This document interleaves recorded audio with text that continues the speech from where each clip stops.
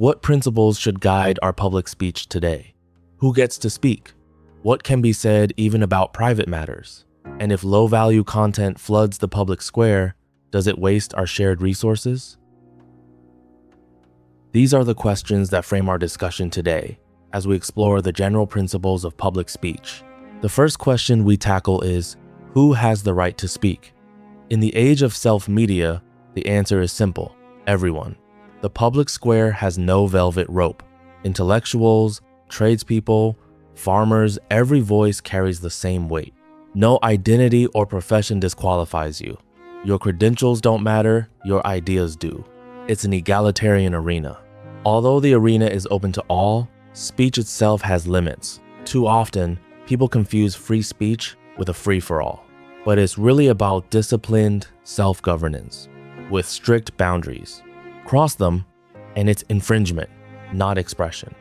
The first key boundary comes from legal history, the clear and present danger test, born in Schenck versus U.S. You've heard the classic example falsely shouting fire in a crowded theater. That vivid lesson is just history, not the current standard. The Supreme Court eventually replaced it with a more protective test, Brandenburg versus Ohio.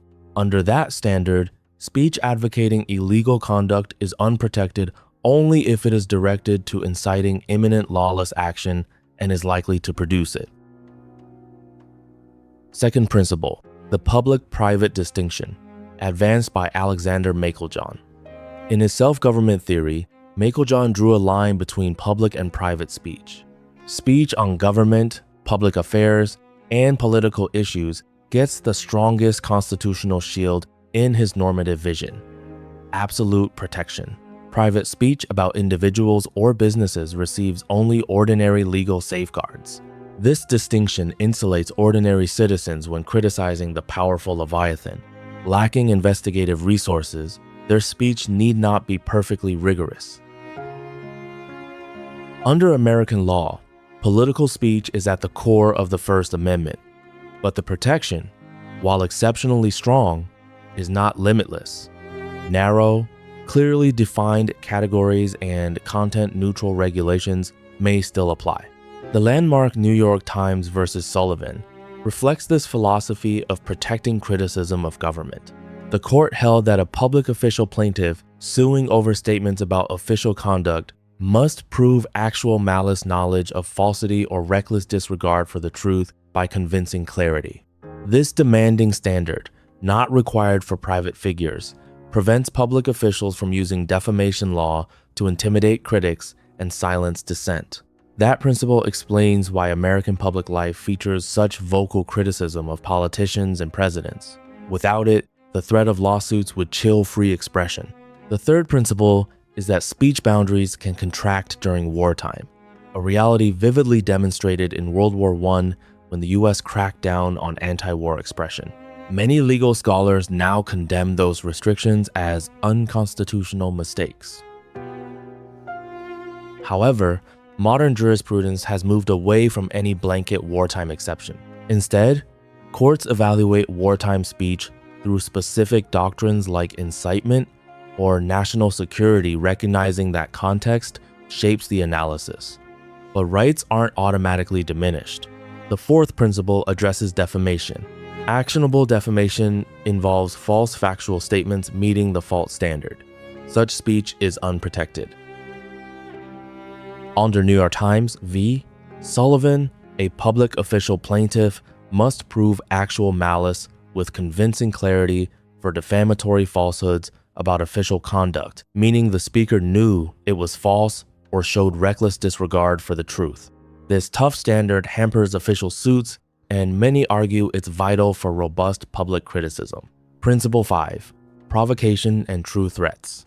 A true threat is a serious expression of intent to harm, judged by context and the speaker's mental state. Under countermen, even recklessness consciously disregarding a substantial risk, the communication will be viewed as threatening can strip protection. Hyperbolic political rants aren't threats, but a direct message can be, whether aimed at a specific person or a group, depending on context. Fighting words are limited to face-to-face insults likely to provoke immediate violence, not merely offensive or hateful speech. Sixth principle, obscenity is not protected by freedom of speech, but only material that meets the stringent Miller test. That means it appeals to prurient interests, depicts sexual conduct in a patently offensive way as defined by law, and, taken as a whole, lacks serious literary, artistic, political, or scientific value. So, in American public expression, speech is unprotected when it incites imminent lawless action under the Brandenburg test, constitutes a true threat, is defamatory under the law, or is obscene. Criticism of public officials receives exceptionally strong protection. A public official can win a defamation suit only by proving actual malice, knowing falsehood, or reckless disregard for the truth. Different legal frameworks apply in private disputes. These categories generally define unprotected speech. You might ask, why do we only discuss what you cannot say? In the free speech tradition, the right to speak is so expansive and foundational that it's impossible to catalog everything you're allowed to express. All we can do is outline the narrow exceptions, the kinds of speech that clearly infringe on others' rights and are therefore prohibited. If your words don't cross those lines, freedom is the default. But hold on, you might ask. If speech is so wide open, won't the public square get flooded with low-value junk, celebrity gossip, viral marketing, flaunting wealth, risque clickbait? The short answer? No. Over time, social morality self-regulates. At first, quality speech might get crowded out, but eventually people tire of the noise and demand substance. A regulated space might look orderly, but is far less free. The whole point is to prevent the state from monopolizing morality and defining the only acceptable speech. Freedom comes with a cost, a certain measure of chaos. And if people truly enjoy borderline content, letting them have it causes no great harm. In the end, the people, not the state, must be the ones to set moral standards through open discourse. In the end, freedom is never absolute, and it certainly doesn't mean you can do whatever you want. The one clear limit is harm. Your speech shouldn't hurt others. True freedom is grounded in reason and self-discipline, not in unchecked impulse. That's the principle that holds everything together. It's a delicate balance, but one that makes a truly free society possible.